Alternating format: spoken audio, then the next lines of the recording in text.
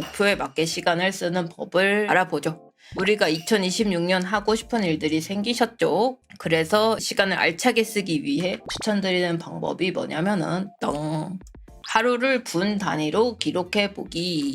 아직 여러분들이 새로 리뉴얼한 계획표 말고 그냥 생으로 보내는 하루를 세세하게 기록해 보세요.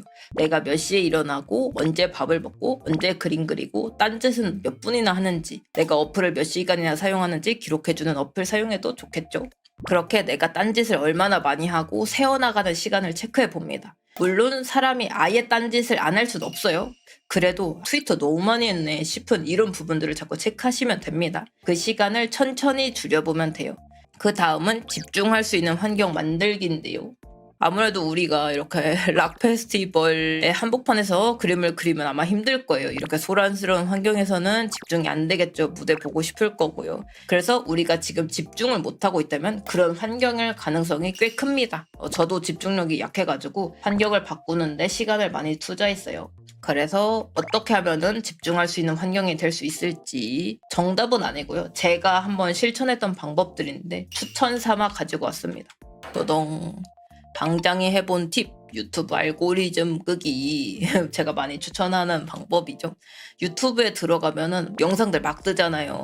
노래 들으려고 들어갔다가도 얘랑 콜라보했어? 얘랑 얘가 게스트야? 막 이러면서 막 클릭하게 되더라고요. 저도 그래서 나 너무 유튜브에서 시간이 많이 새는데 하고 요 메인 화면을 아예 없애버렸어요.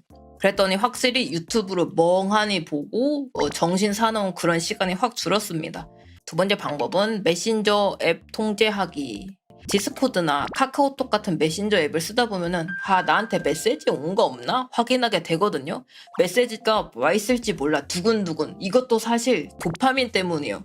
그냥 기대가 있는 거죠. 혹시나 나를 찾는 메시지가 왔을 수도 있어. 누가 내 그림 RT했을 수도 있어. 하고 두근두근 이렇게 만드는 도파민 때문에 계속 보게 되는 건데요. 이렇게 쓸데없이 메신저 확인하는 시간을 줄이기 위해서 저는 이렇게 디스코드 부계정을 만들었어요. 이렇게 하니까는 친구 없고 이제 작업용 수단으로 쓰기 때문에 누가 나를 부를 일이 없겠죠. 이렇게 메신저를 확인하는 시간을 제한하는 것도 괜찮아요. 할 일 하나 다 하고 숨 돌릴 때 휴식 시간을 정하고 메신저를 본다거나 아침 9시에 볼 거야. 나한테 온 메시지들 그때 딱 확인하고 나는 집중하는 시간 가질 거야. 하고 보는 시간대를 정하는 것도 좋아요. 저를 찾는 수많은 사람들의 이 카톡들. 인기는 너무 피곤합니다.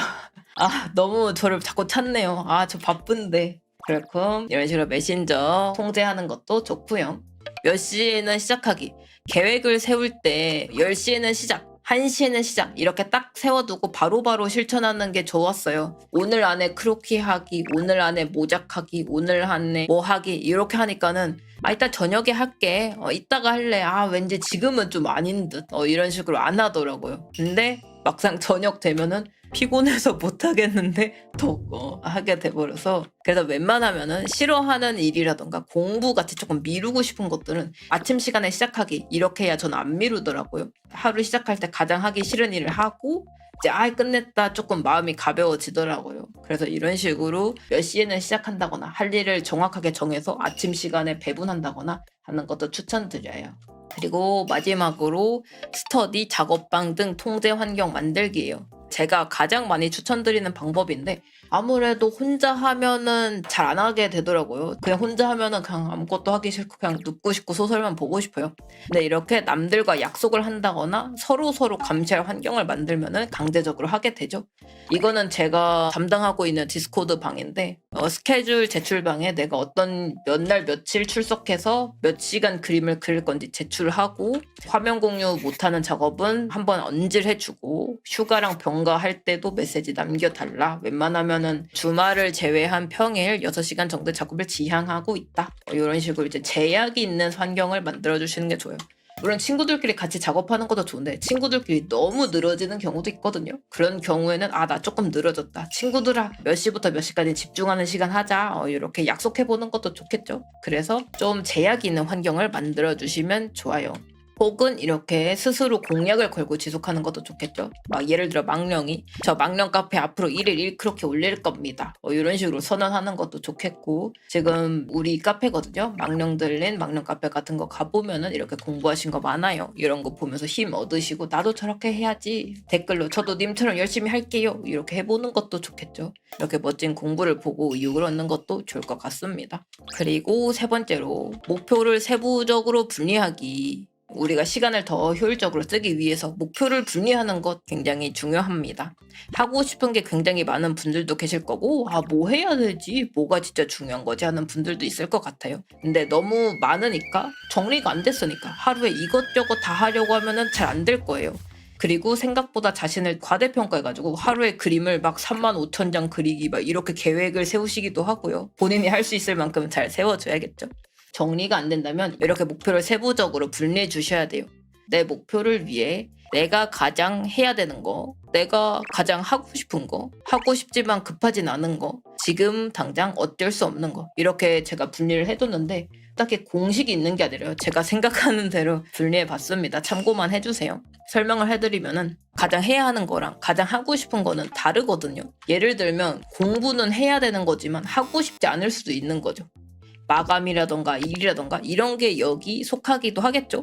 근데 여기서 조금 더 생각해보면 좋아요. 내가 원하는 인생, 내 목표를 위해서 정말 해야 하는 일이 이게 맞는가? 내가 짠 목표에 부합하는 일이 이게 맞는가? 한 번 더 점검해 보시면 좋습니다.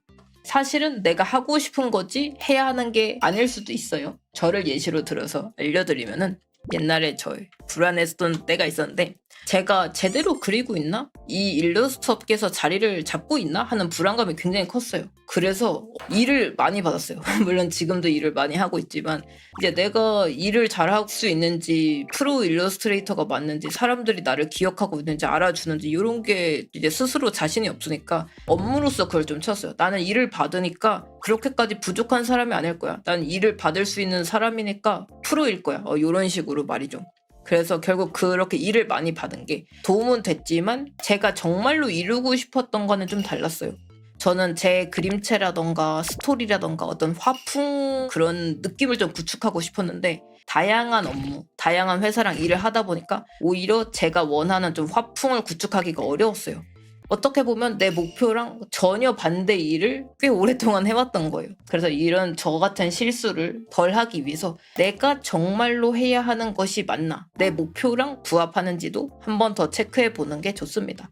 만약에 헷갈려, 나 이게 나를 위한 목표가 맞는지 모르겠어 하는 경우에는 친구들과 이야기해보는 것도 좋아요. 친구들이랑 같이 토론해보면서 나는 이런 작가가 되고 싶은데 내가 이런 일을 하는 게 맞을까? 이런 식으로 친구들끼리 토론해도 굉장히 좋은 결과가 있을 거예요.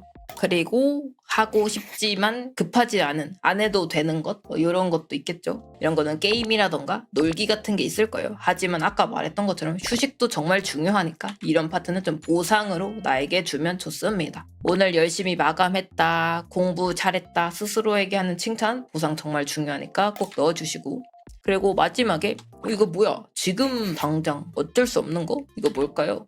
자, 이거는 존잘되기, 1억 팔로워 되기, 100만 RT 받기, 혹은 뭐 가족 문제, 내가 당장 해결할 수 없는, 내가 할 수 없는 과제를 적어두는 거예요. 왜 이거를 분리하라고 하냐면은 가끔 본인들이 이걸 해결할 수 있다고 생각하고 목표로 세우고 압박감을 가지는 분들이 좀 계셔요. 1000팔로워 되기라고 쳐봐요. 근데 이 1000팔로워 되기는 우리가 할 수 있는 게 아니에요. 1000팔로워가 되기 위해서 일주일에 한 장씩 그림을 그릴 거야 라던가 팬아트를 그릴 거야. 우리가 할 수 있는 도전 과제가 있잖아요. 근데 1000팔로워 되기는 이런 식으로 우리가 할 수는 없는 거죠. 그렇게 이해해 주시면 돼요. 그래서 목표를 짜실 때 할 수 없는 것이라는 걸 인지하는 것도 굉장히 중요해요. 이런 것들은 따로 좀 빼두시고 내가 이렇게 할 수 있는 거가 뭔지, 내 목표를 위해 뭘 해야 되는지를 분리하는 게 굉장히 중요합니다. 그러면 여러분들이 할 수 있는 게 뭔지, 지금 당장 할 수 있는 게 뭐고 해야 하는 게 뭔지 조금 더 자세히 알 수가 있겠죠. 어렵지 않죠? 이외에 또 목표에 대한 고민이 있다면 댓글로 남겨주시면 제가 한번 같이 고민해 보겠습니다. 망바입니다. 안녕.